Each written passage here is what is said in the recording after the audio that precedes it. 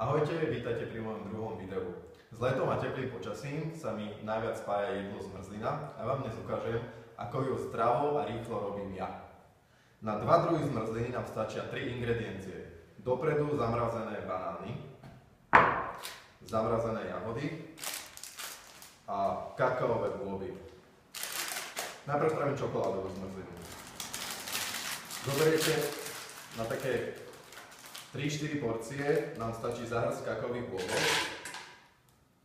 O zdravotných benefitoch kakaových bôbov sa nebudem baviť, lebo to by bolo video na pol hodinu. Najprv si spravíte kakaový prášok.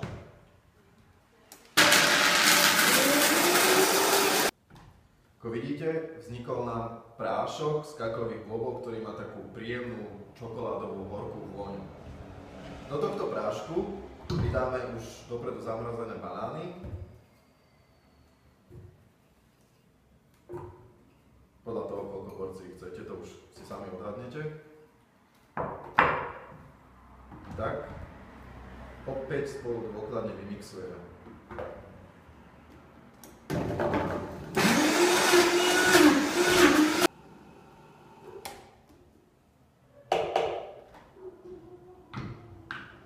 Tak. Po chvíli nám vznikne zmrzlinová hmota, samozrejme som si zabudol na beračku na zmrzlinu, keby ste ju mali, tak vám vznikne krásny kopček. Ja si pomôžem takto lyžičkou. Takto vyzerá najzdravšia čokoládová zmrzlina na svete. Tak. OK, prejdeme na prípravu jahodovej zmrzliny.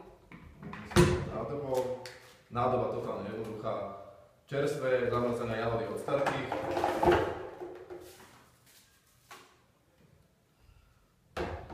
Zvyšok banánov. Iba vymixujeme.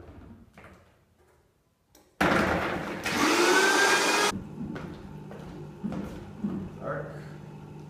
Ideme.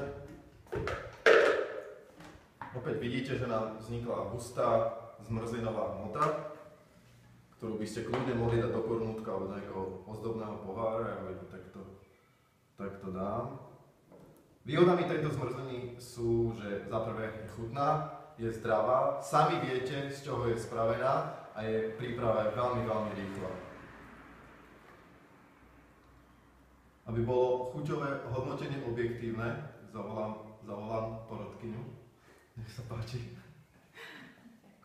Na ochutnávku. Kombinovať zmrzlinu môžete viac menej akokoľvek ingrediencie, použite tie, ktoré práve máte, najväčšou pravdepodobnosťou ich budete potrebovať deň dopredu, lebo si to musíte dopredu zamraziť. Ale inak je všetko úplne slobodné, jednoduché. Opäť, ak by ste mali nejaké ďalšie otázky, kľudne v komentároch pod videu, budem sa snažiť na všetky odpovedať.